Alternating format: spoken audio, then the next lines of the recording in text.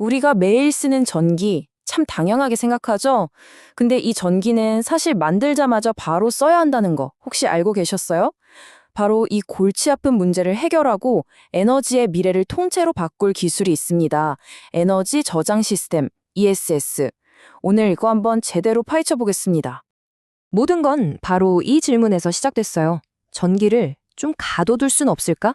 그렇죠. 전기는 물처럼 통에 담아두기가 참 어렵잖아요. 특히 태양광이나 풍력 같은 재생에너지는 더하죠. 우리가 필요할 때가 아니라 해가 뜨고 바람이 불 때만 전기를 만드니까요. 바로 이 시간의 불일치, 이게 재생에너지 시대로 가는 길에 가장 큰 숙제였습니다. 그리고 그 어려운 숙제를 풀 열쇠가 바로 이겁니다. ESS, 에너지 저장 시스템. 말 그대로 세상을 움직이는 에너지를 담는 거대한 그릇. 아니면 우리나라 전력망 전체를 위한 초대형 보조 배터리라고 생각하시면 딱 맞아요. 좀 더 정확히 정의를 내려볼까요? ESS는 생산된 전력을 저장했다가 진짜 필요할 때 공급해주는 시스템입니다. 이걸 통해서 전력망의 유연성과 안정성을 아주 획기적으로 높이는 거죠. 그러니까 전기를 만드는 시간과 쓰는 시간 사이의 간극을 ESS가 딱 메워주는 거예요. 덕분에 에너지 낭비는 줄고 전력망은 훨씬 더 튼튼하고 안정적으로 돌아가게 되는 거고요. 그럼 이 거대한 보조 배터리는 대체 어떻게 움직일까요? 이거 되게 복잡해 보이지만 우리 몸에 비유하면 정말 신기하게도 딱 들어맞습니다. 자, 먼저 에너지를 저장하는 근육, 바로 배터리가 있고요. 다음은 직류 DC와 교류 AC를 자유자재로 바꾸면서 에너지를 온몸에 보내주는 순환계 역할의 PCS가 있습니다. 그리고 수천 개가 넘는 배터리 셀의 상태를 하나하나 감시하고 보호하는 신경계, BMS도 절대 빠질 수 없죠. 마지막으로 이 모든 과정을 총괄 지휘하는 두뇌, EMS까지. 이 네 가지가 정말 완벽한 팀워크를 이룰 때 ESS는 비로소 제 성능을 100% 발휘하게 됩니다. 이런 엄청난 잠재력 때문에 지금 전 세계는 그야말로 보이지 않는 ESS 전쟁을 벌이고 있습니다. 탄소 중립이라는 거대한 흐름 속에서 시장은 그야말로 폭발적으로 커지고 있고 기술 경쟁은 하루가 다르게 치열해지고 있죠. 자, 화면에 보이는 이 숫자 220기가와트. 이게 대체 뭘 의미할까요? 블룸버그 NEF가 예측한 건데요. 2035년에 딱 1년 동안 전 세계에 설치될 ESS의 양입니다. 와, 정말 어마어마한 시장이 열리고 있다는 게 이제 좀 감이 오시죠? 이 그래프를 보면 그 성장세가 얼마나 가파른지 한눈에 보입니다. 2025년부터 2035년까지. 이건 거의 수직으로 솟구치는 수준이죠. 여기에는 미국의 인플레이션 감축법, IRA나 중국 정부의 강력한 정책 같은 것들이 그야말로 기름을 붓고 있는 상황입니다. 이 전쟁의 가장 뜨거운 격전지는 단연 배터리 기술입니다. 크게 LFP와 NCM, 이 두 기술의 대결이라고 볼 수 있는데요. NCM은 에너지 밀도가 높아서 전기차에 주로 쓰이지만 ESS 시장에서는 얘기가 좀 다릅니다. ESS는 한 번 설치하면 10년, 20년 써야 하거든요. 그래서 더 안전하고 수명도 4,000번 이상 충방전할 정도로 훨씬 길고 결정적으로 가격까지 저렴한 LFP, 즉 리튬 인산철 배터리가 새로운 대세로 완전히 자리 잡고 있습니다. 이런 글로벌 격전 속에서 아주 극적인 컴백 스토리를 쓰고 있는 나라가 있습니다. 바로 우리 대한민국입니다.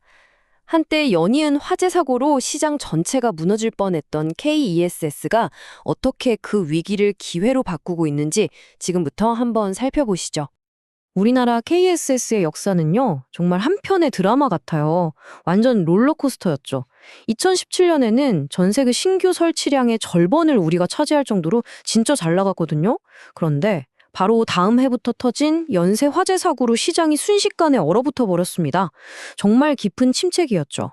하지만 몇 년간 정말 이를 갈고 준비해서 2023년에 정부가 새로운 시장을 열면서 극적인 부활의 신호탄을 쏘았습니다.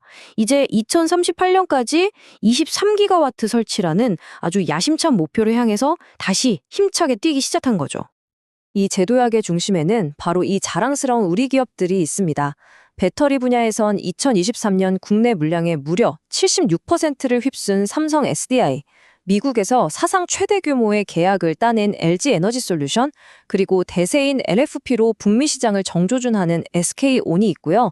또 시스템 솔루션 분야에서는 일본 최대 사업을 따낸 LS 일렉트릭, 그리고 세계 최고 수준의 공급사로 인정받은 효성중공업이 버티고 있습니다. KESS 생태계 전체가 다시 한번 뜨겁게 달아오르고 있는 겁니다. 자, 그럼 이 기술이 앞으로 우리 삶을 어떻게 바꾸게 될까요? ESS는 단순히 전기를 저장하는 걸 넘어서 우리 사회 곳곳을 혁신할 정말 엄청난 힘을 가지고 있어요. 뭐니 해도 가장 중요한 역할은 역시 재생에너지의 단짝이 되어주는 거죠.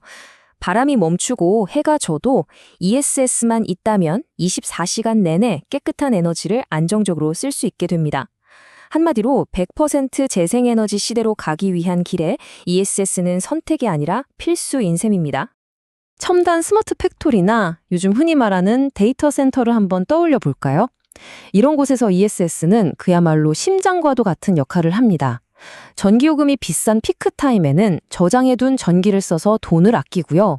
또 아주 잠깐의 정전만으로도 수십억 원의 손실이 날 수 있는 곳에서는 UPS, 즉 무정전 전원 공급 장치가 되어서 막대한 피해를 막아주죠.